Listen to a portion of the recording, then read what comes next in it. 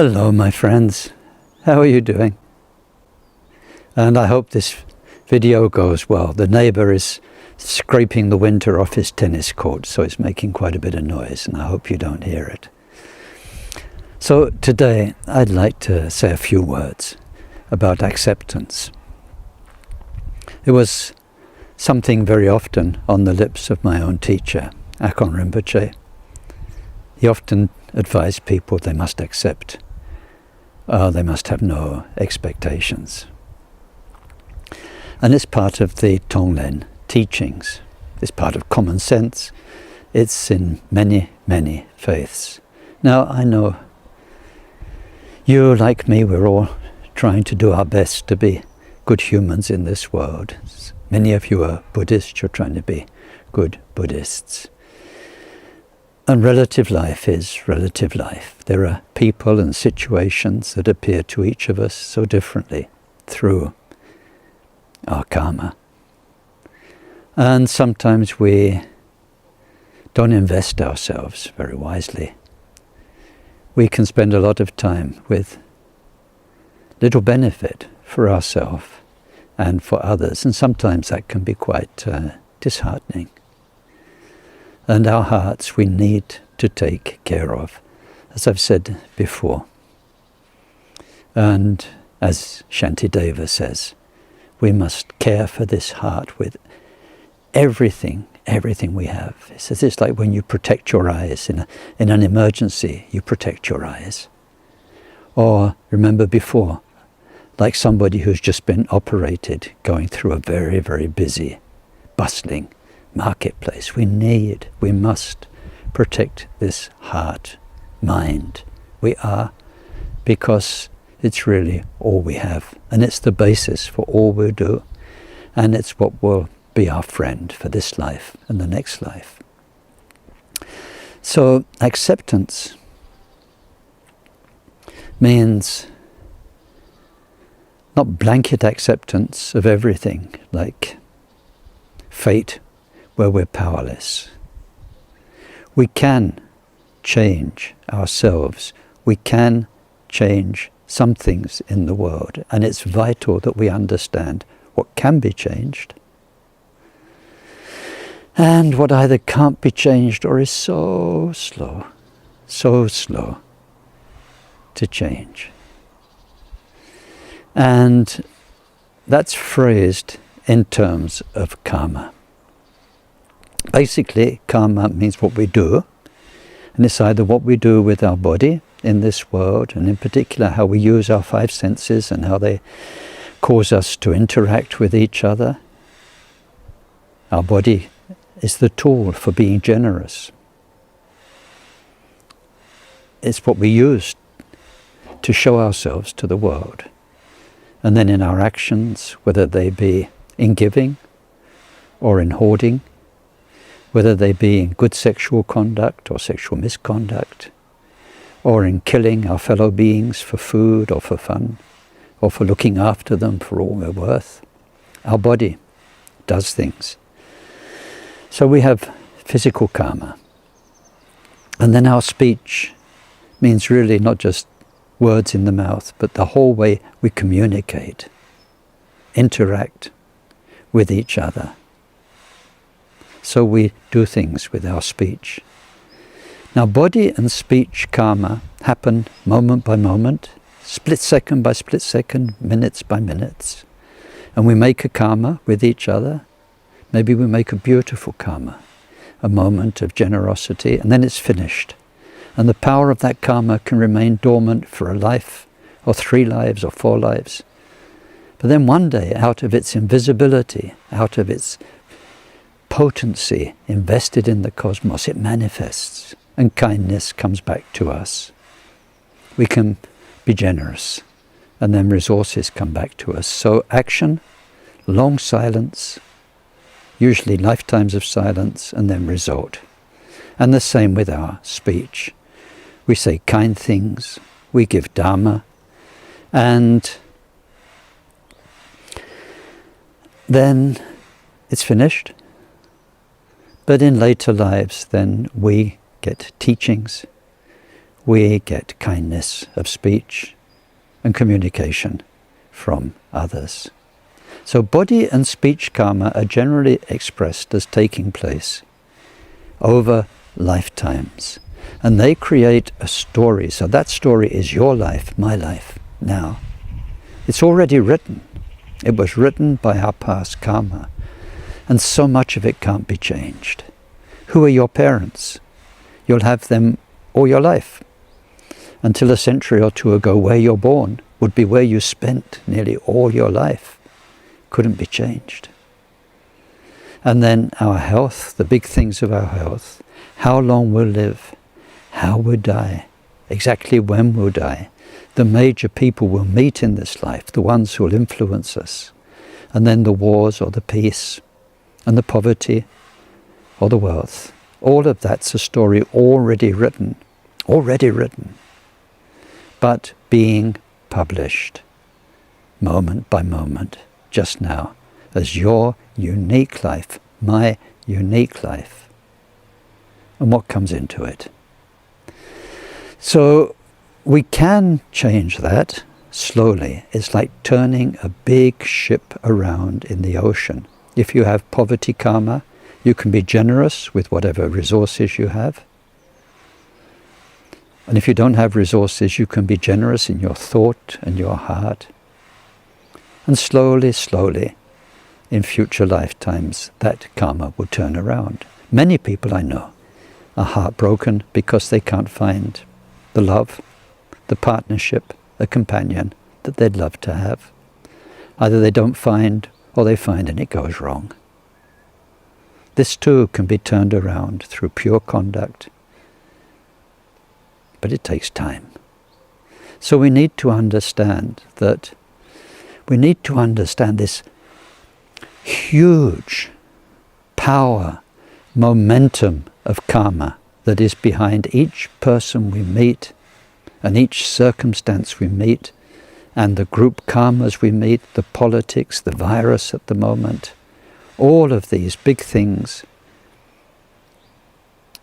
either can't be changed or are slow to change. And so much pain comes in this world from people trying to change each other, or people being so upset and disappointed when all their good efforts to change somebody else don't work, or all their not so good efforts to change the person they live with, to change their children, to change society, don't work. A huge disappointment, and sometimes it gets confused and becomes disappointment in goodness, in love, because we give ourselves so much and then it doesn't work. So we need to know what can only be changed slowly, or what can't be changed, and to only invest ourselves in it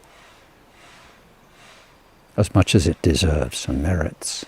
But the karma of mind, body, speech, mind. The karma of mind. Mind is different. It's not, it happens, and then there's a long silence, and then there's a result. Mind is ongoing karma.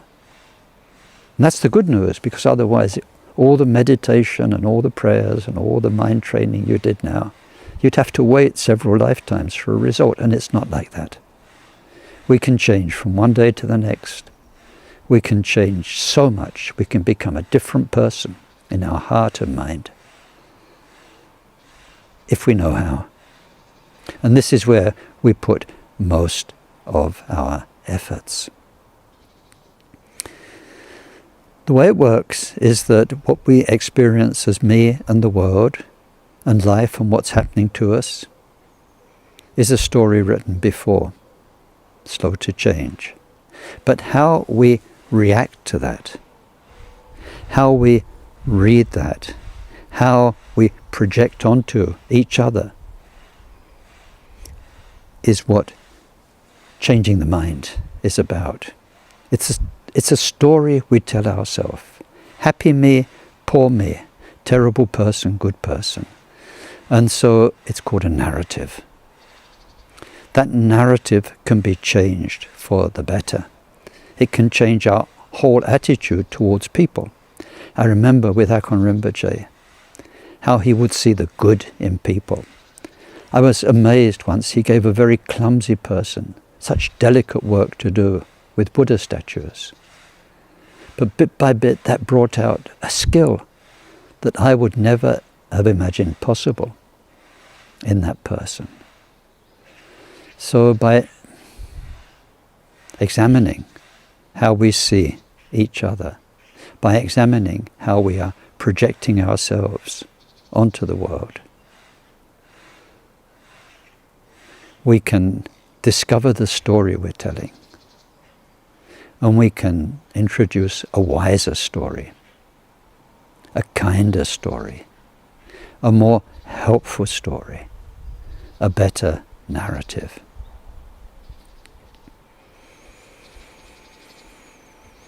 And we can also, and I've mentioned this a few times, just simply, as much as we can, go beyond the narrative. And from that space in between every moment, behind every moment, coexisting with every moment, we can let a divinely inspired influence come in to help us beyond narrative, so that we much more spontaneously and from a place of purity know how to act with body and speech and mind. It's attributed to St. Francis of Assisi, but in fact he never said it. It's a prayer. Lord, give me the strength to change what can be changed, and to accept what can't be changed, and give me the wisdom to know the difference between the two. So it's very important that we accept the actual nature of the people we meet and the karma they carry that makes them like they are, and of the world that we live in, and we feel the strength of the karma that makes it what it is. It's not there to be what we want it to be. It is what it is. Just now it's the equinox. The seasons, spring, summer, and so on, will come and go whether I want them to or not, no matter how much I pray and meditate, no matter what I do physically. Day and night will come and go. Life is what it is. We should do our very, very best to change it for the better. But we should also accompany that compassionate endeavor to be a good person in this world and a friend for everybody, with the wisdom that knows what is possible and what is not possible. So, dear friends, please think about this. Think about your own life, just now and before, and the effort you've put into different things. And in the future, try to explore what can be changed, and do your very, very, very best to make this world a better place. And most of all, change your own heart and mind, because there you do have the power. And out there with other people in the world, we only have very limited power. From your good heart, from your pure mind, from your mind inspired by all the beings of light and all those who've gone before, then you will do the very, very best action in this world. I am sure. I'm sure. Accept what can't be changed. Accept what only can change very slowly. Accept your relative self, even when you've seen beauty and light in your highest moments, and realize how slow we can be to change. Don't lose heart when you fall back.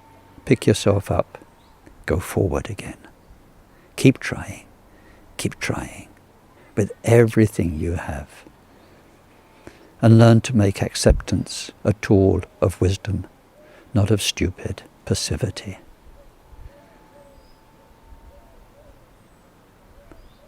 May all the Buddhas bless you. I really hope that so much. Inspire you from deep within so that you have a new vision of tomorrow and today. Bless you.